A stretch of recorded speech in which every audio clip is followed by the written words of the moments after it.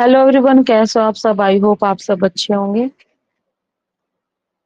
जैसा कि आप लोगों को पता है कि अब एक कन्फ्लिक्ट जो है स्टार्ट हो गया है। किसके बीच में रिवाइज आंसर की आएगी या फिर री एचटेट होगा। इनके बीच में कन्फ्लिक्ट हो गया। कुछ बच्चे चाहते हैं, कुछ बच्चे इधर है कि हम चाहते हैं आंसर की रिवाइज हो, दोबारा एचटेट ना हो। कुछ बच्चे चाहते हैं कि जिनका टेस्ट जो एचटेट है वो दोबारा हो। सबके सब बच्चे हैं, सब बच्चों का अलग अलग ओपिनियन है, हर एक बच्चे का अलग अलग ओपिनियन है। कुछ रिवाइज चाहते हैं और कुछ री एब्स्ट्रैक्ट चाहते हैं। कहने का मतलब ये है कि देखो, दोनों ही चीज क्या रहेगी, दोनों ही चीज के अपने अपने पॉजिटिव और अपने अपने नेगेटिव चीजें है। री एब्स्ट्रैक्ट होना आसान बात नहीं है, ना ही आसान बात आपके लिए रहेगा और ना ही आसान बात जो बोर्ड है उन बोर्ड की टीम के लिए भी आसान बात नहीं है कि दोबारा एग्जाम को कंडक्ट कराना बहुत ज्यादा मुश्किल हो जाता है। पहले ही जो है स्टेट कितनी दिसंबर का होता होता कहाँ तक आए, जुलाई तक का इतना बड़ा इसने सफर जो है तय करा है। दिसंबर से जुलाई तक का अपना सफर जो है इन्होंने तय करा है, किसने, एचटेट ने जो है तय करा है। तो अब दोबारा की अगर बात करें तो दोबारा नहीं होने के चांसेस ज्यादा देखने को मिलते हैं, क्योंकि दिसंबर में जो है दोबारा जो 2026 का होना है, क्योंकि ये 2025 वाला है ना। ठीक है,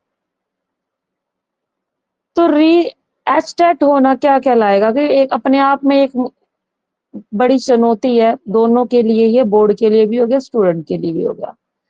ज्यादा कहाँ पर ध्यान देने की जरूरत है कि आंसर की को जो है रिवाइज किया जाए, है ना। यहाँ कहीं ना कहीं सोल्यूशन देखने को जो है मिल जाएगा कि आंसर की को रिवाइज किया जाए। बात करें पीजीटी साइकोलॉजी की, पीजीटी साइकोलॉजी में अगर बात करें साइकोलॉजी की, तो हमने देखा था कि ऑब्जेक्शन करने वाले कितने थे, 3 ही क्वेश्चन बन रहे थे, है ना। पीजीटी साइकोलॉजी, सीडीपी की बात नहीं कर रही हूँ मैं, सिर्फ पीजीटी साइकोलॉजी की बात कर रही हूँ।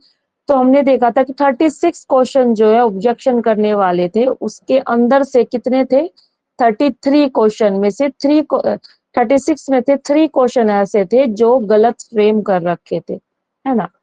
तो पीजीटी साइकोलॉजी में बस सिर्फ आंसर की के साथ ही थोड़ी नहीं, बहुत ज्यादा 36 पर ऑब्जेक्शन लगाने थे ना, क्योंकि तो आंसर की के साथ जो ज्यादा दिक्कत आ रही थी, ना कि फ्रेम गलत नहीं हो रहे थे। तो ग्रेस मार्क्स के उतने ज्यादा दिक्कत नहीं है, कहने का मतलब है पीजीटी वाले को उतनी टेंशन नहीं है कि ग्रेस मार्क्स की, बस 3 मार्क्स की ही मिल रही है ना, कि 3 मार्क्स में काम चल जाएगा। क्योंकि ऊपर से इन्होंने बोला कि हम ज्यादा ग्रेस मार्क्स नहीं देंगे, है ना।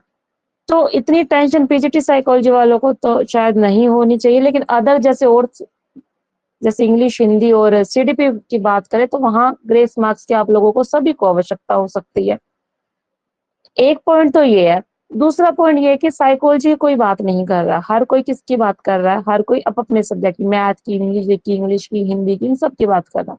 साइकोलॉजी कोई बात नहीं कर रहा। पता नहीं साइकोलॉजी क्यों इतना साइड लाइन करते हैं भाई। साइकोलॉजी को ना के बराबर सब्जेक्ट माना जाता है। कहीं आप देख ले साइकोलॉजी, किसी भी टीचर ने, किसी यूट्यूब पर चले जाओ, किसी भी यूट्यूब के चैनल पर चले जाओ, किसी ने साइकोलॉजी की बात ही नहीं करी, किसी ने जिक्र ही नहीं करा कि इतने ज्यादा क्वेश्चन जो है साइकोलॉजी में गलत है। 36 क्वेश्चन अपने आप में ये चीज सोचना कि 36 क्वेश्चनों की आंसर की जो है वो गलत आई है। मैं सब्जेक्ट सेट बी की बात कर रही हूँ, किसकी बात कर रही हूँ, जो मैंने एनालिसिस किया था ना, ऑब्जेक्शन दिखाए थे, वो मैं सेट बी की बात कर रही हूँ। एक कई जो स्टूडेंट उन्होंने बोला कि ज्यादातर क्वेश्चन जो सेट ए वाले उसमें ज्यादा दिक्कत नहीं है, कमेंट आया था एक बार मेरे पास। तो ए वालों को इतना ऑब्जेक्शन नहीं है जितने कि बी वालों के साथ जो हुई है। ठीक है, कमेंट करके आप बताएं कि आपके सेट ए में कितने ऑब्जेक्शन वाले बने थे उस सेट सी में। ठीक है, दोनों, क्योंकि बी का मैंने करा था, मुझे पता है 36 क्वेश्चन जो उसमें ऑब्जेक्शन करने की जरूरत थी, 36 में से 3 क्वेश्चन ऐसे थे जिसको ग्रेस मार्क्स मिलना चाहिए बच्चे को, सभी बच्चों को जो है उसके मार्क्स मिलने चाहिए। अब बात आती है कि साइकोलॉजी की बात आती है, साइकोलॉजी को क्यों अंडर एस्टिमेट किया जा रहा है, साइकोलॉजी के बारे में क्यों इतनी बात नहीं हो रही। ऑब्वियस सी बात है, यूट्यूब पर पढ़ाने वाले साइकोलॉजी के इतने ज्यादा टीचर जो अवेलेबल नहीं है। आप सर्च करते हो जब साइकोलॉजी को जाकर, तो वहां पर क्या निकल कर आता है, वहां पर सीडीपी वाले आ जाते हैं, है ना। सीडी पर साइकोलॉजी की कोई नहीं बात कर रहा। तो जो बच्चा साइकोलॉजी से रिलेटेड है, पीजीटी साइकोलॉजी वाला है, ज्यादा से ज्यादा जो है इस वीडियो को शेयर करे, ताकि हम भी कहीं ना कहीं दिखे, देखो हमारे साइकोलॉजी वालों के साथ भी जो है ये घटना घटी है, आप अकेले नहीं हो। हम भी एक साइकोलॉजी को छोटा सा मामूली सा सब्जेक्ट माना जाता है। ये सोचते हैं कि ये लेने वाले बहुत कम है, कुछ कुछ ही बच्चे होते हैं जो लेने वाले होते हैं। तो साइकोलॉजी आगे लेकर आओ, साइकोलॉजी को भी दिखाओ कि औरों को भी पता चलना चाहिए कि साइकोलॉजी के साथ भी जो ऐसा हुआ है। 36 मार्क्स जो है, जो सर 36 क्वेश्चन पर भी जो है ऑब्जेक्शन किया गया है। ये ऐसे ऑब्जेक्शन डालने वाले क्वेश्चन थे। मुझे पता है बहुत बच्चों ने अपने बल पर, अपने बलबूते पर, बिना किसी की हेल्प लिए क्या साइकोलॉजी पर ऑब्जेक्शन डालेंगे, खुद से चीजों को क्या करा होगा, कलेक्ट किया होगा और ऑब्जेक्शन डाले होंगे। सारी चीज आपकी एक्सेप्टेबल है, एक्सेप्ट की जाती है, ठीक है। अब वैसे एक बात आ जाएगी कि तो पीजीटी साइकोलॉजी वाले ज्यादा टेंशन ना ले, साइकोलॉजी वाले, क्योंकि ऑब्वियस सी बात है, हमें पता है कि जांच कौन करेगा, एक्सपर्ट टीम। अगर एक्सपर्ट हमारी क्वेश्चन पेपर को जांच कर रही है तो कहीं ना कहीं जो हमारा रिजल्ट है हमारे फेवर में नजर आएगा। किसमें आएगा? रिजल्ट जो है फेवर में नजर आएगा, ठीक है। और 3 मार्क्स अगर चेक करने वाला, इवेल्युएशन करने वाला, रिव्यू करने वाला एक्सपर्ट है, तो आपको टेंशन लेने की जरूरत नहीं है, क्योंकि आपने ऑलरेडी ऑब्जेक्शन डाल रखे हैं इतने ज्यादा। तो एक्सपर्ट भी रिव्यू करेगा, वो चीज भी प्रोसेस में चल रही है। अब आपको करना क्या?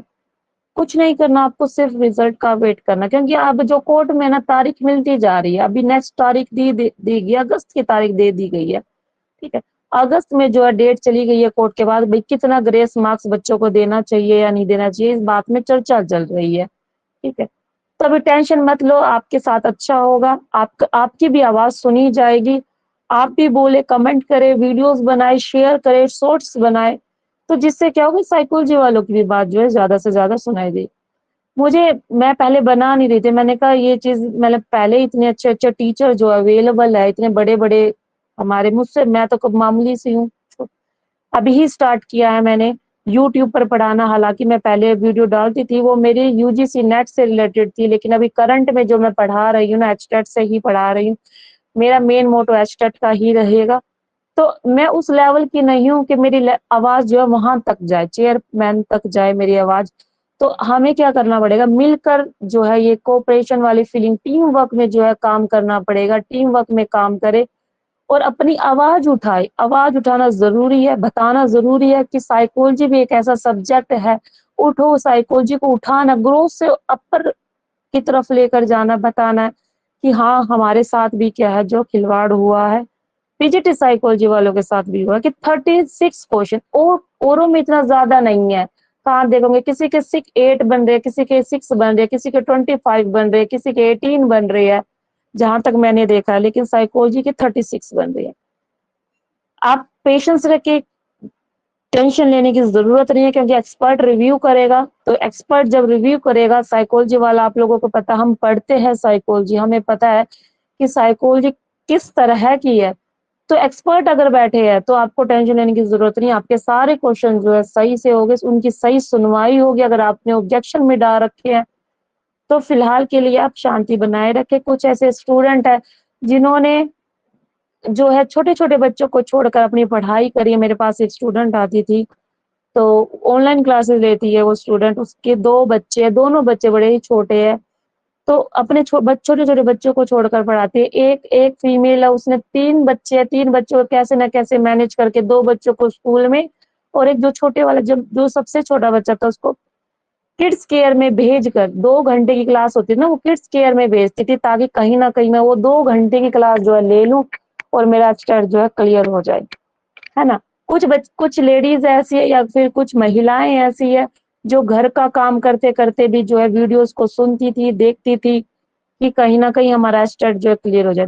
कहने का मतलब ये है कि एस्टेट क्लियर करने का हर किसी का सपना जो है होता है, और बार बार जो है वो इतना एफर्ट नहीं लगा सकते जितना कि अब की बार लगाया होगा। ऑब्वियस सी बात है, दिसंबर से पहले की उन्होंने स्टडी की थी, फिर कैंसिल देखने को मिला कि दिसंबर में नहीं, फिर जनवरी में चला गया, जनवरी से चलता चलता ये जुलाई में आया है।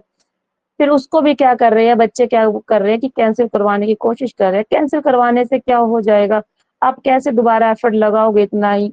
हालांकि कुछ बच्चे बोलेंगे कि मैम नहीं हमारा कैंसिल होना चाहिए क्योंकि इस लेवल के हमारे मार्क्स नहीं बन रहे हैं। आपकी बात भी ठीक है, लेकिन उन बच्चों के बारे में सोचे जिन्होंने जिनको लास्ट टाइम मिला हुआ कि बस ये ही लास्ट चांस मिला। फैमिली मेंबर्स ने कई बच्चे ऐसे जिनको बोला कि बस अब की बार करना है आपको, आगे दोबारा चांस नहीं देंगे।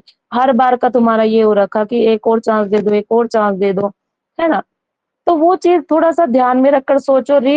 जिसको री नेट देना है, री एच नेट देना है, तो वो चीज भी, और जिसको रिवाइज आंसर की चाहिए वो चीज भी। तो आप अपना एक मोटो बना और ख्वाहिश रखो कि ज्यादा से ज्यादा यही रखो कि रिवाइज आंसर की को लेकर आया जाए। कैंसिल ना हो ये री एच टेट, मतलब री एच टेट ना हो, एच टेट को कैंसिल ना करके रिवाइज आंसर की जो है आनी चाहिए। मेरा मकसद सिर्फ इतना ही था, आप लोगों को ये बताना कि आप लोग अकेले नहीं हो, आप लोगों के साथ है। मिलते हैं आपको नेक्स्ट वीडियो कैसी लगी आप शेयर करें, बताइए, साइकोलॉजी वालों के साथ शेयर करें, और आपके क्या व्यू है, क्या व्यू ऑफ पॉइंट है, वो चीज भी हमारे साथ शेयर करें। Thank you. मिलते हैं आपको नेक्स्ट क्लास में।